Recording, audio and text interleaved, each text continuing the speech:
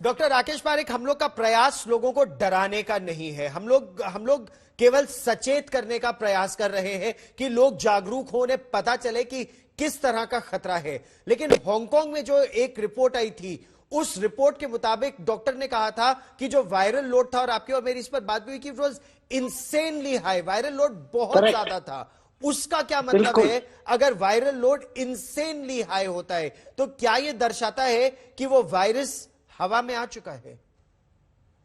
देखिए, वायरस हवा में आ चुका है ऐसे शायद लग रहा है, क्योंकि एक ही केस ऐसी हुई है जहां दो पेशेंट आजू बाजू में थे, कोई भी कांटेक्ट नहीं था, और दूसरा मरीज इससे बीमार पड़ गया। तो शायद हो सकता है, लेकिन ज्यादा प्रूफ नहीं है। लेकिन गौरव, मैं ये कहना चाहता हूं कि जो लोग बात करते हैं कि मैं एक कदम लूंगा, वो कदम के बाद मैं सोचूंगा मेरा दूसरा कदम किधर लेना है, वो खो जाते हैं। जिन लोगों को डायरेक्शन पता चलता है, जो पहला कदम लेते हैं, तो उनको दूसरा, तीसरा, चौथा कदम सब पता चलता है, इसलिए वो जल्दी से चलते हैं। तो हमको इस तरह से नहीं चलना चाहिए कि अभी एक कदम लेंगे, रुकेंगे, फिर सोचेंगे दूसरा कदम किधर लेना है, आगे जाना है, पीछे जाना है, बाएं बाजू जाना है।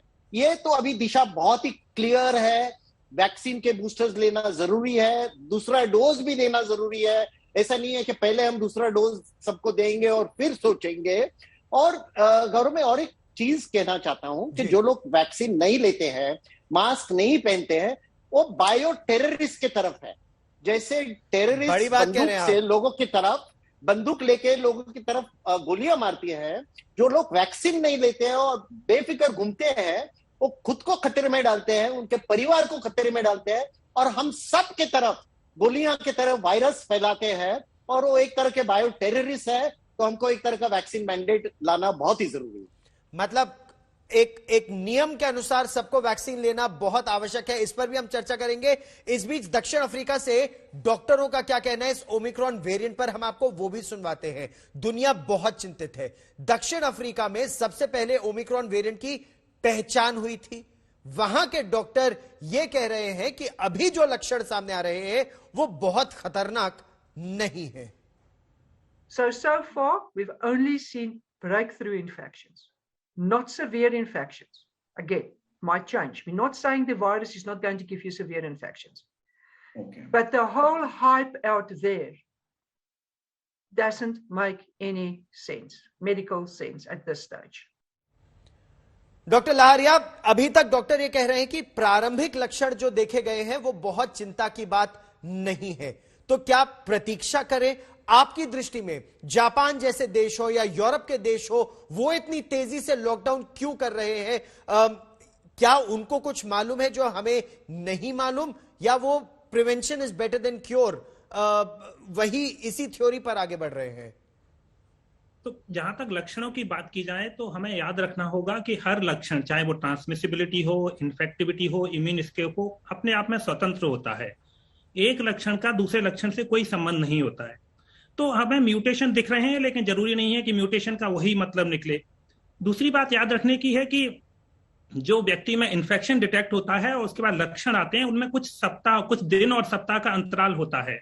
तो हमें वो समझने के लिए उतने दिन और सप्ताह इंतजार करना होगा। हम नहीं जान सकते कि क्या क्लिनिकल फीचर होंगे उसी दिन जिस दिन इन्फेक्शन आए। तो फिलहाल नहीं लगता कि ऐसा कोई मेजर बदलाव है।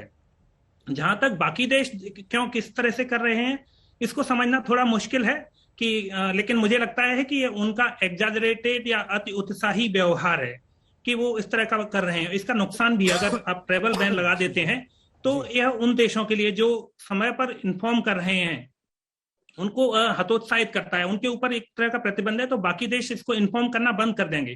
दूसरी बात हमें याद रखनी होगी कि हमें जिन देशों से वायरस पता चल चुका है उन पर तो बैन लगा सकते हैं, लेकिन कई देश होंगे जहां वायरस फैल चुका है। अगर वहां से लोग आ रहे हैं तो क्या होगा?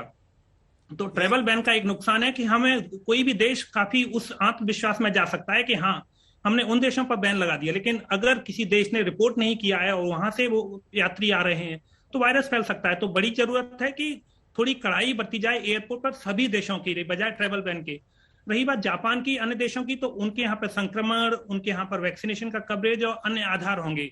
लेकिन एक देश करता है तो इसका मतलब यह नहीं कि बाकी देशों को भी करना है। हमारे यहाँ की अपनी टेक्निकल एक्सपर्ट कमेटी, हमारा अपना अनुभव है, हमें उसको इस्तेमाल करना होगा। बैन एक सही तरीका नहीं है। ठीक, डॉक्टर मिश्रा, क्या आपका भी यही आकलन है? क्योंकि दूसरी लहर के बाद ऑक्सीजन से लेकर अस्पताल में बिस्तर, दवाइयों से लेकर अंत्येष्टि के लिए भी जो कतारें लग रही थी, उससे सिहर गए थे सब लोग।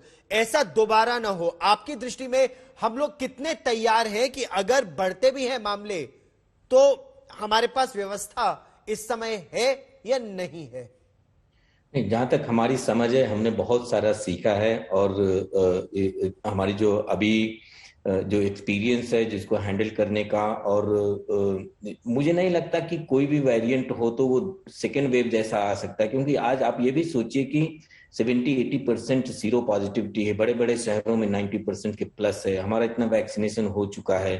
तो वायरस के लिए हमने बहुत सारे स्पीड ब्रेकर खड़े कर दिए हैं ऑलरेडी, और लोगों को समझ भी आई हुई है और हमारी कैपेसिटी भी बढ़ी हुई है और हम इन सब चीजों के तैयार हैं। तो मुझे नहीं लगता, मुझे ऐसा डर नहीं है कि सेकेंड वेव जैसे ऐसी चीज हो जाएगी। लेकिन सभी लोग कह रहे हैं, कुछ अलग अलग भाषाओं में तरीके से कह रहे हैं कि आपको सावधानी रखना है। अगर आप सावधानी नहीं रख रहे हैं तो आप वायरस की तरफ हैं और उसको बढ़ावा दे रहे हैं। और उससे वो आज साउथ अफ्रीका में हुआ, कल कहीं और भी हो सकता है। वायरस का वेरिएंट तो कहीं से भी निकल सकता है। तो आप बैन करके, फ्लाइट बैन करके कुछ भी नहीं निकाल पाएंगे। और जैसे अभी डॉक्टर साहब ने कहा कि ज्यादातर जगहों पे भी पता भी नहीं है, अब हर आदमी को थोड़ी टेस्ट होता है, और उसके टेस्ट भी हो गया तो उसकी सीक्वेंसिंग नहीं होती, सीक्वेंसिंग बहुत कम होती है। तो एक तरह का हमको एक अंदाजा लगता है, लेकिन ऐसा नहीं है कि और जगहों पे अगर नहीं है रिपोर्ट तो वहां पे ओमिक्रॉन नहीं फैला हुआ है। डॉक्टर जयलाल, क्या आपका भी यही आकलन है? क्योंकि महाराष्ट्र के जो स्वास्थ्य मंत्री हैं राजेश टोपे, उनका तो यह आकलन था कि इंटरनेशनल फ्लाइट्स बंद कर देनी चाहिए। आईएमए के अध्यक्ष के रूप में आपका क्या मानना है? अभी इंटरनेशनल फ्लाइट को बंद करने का कोई भी आवश्यकता नहीं है। ये अर्ली पीरियड है, let the report come, then we will take a decision on that. At present, I mean, not for total ban of any flights outside. कोई भी आवश्यकता नहीं है।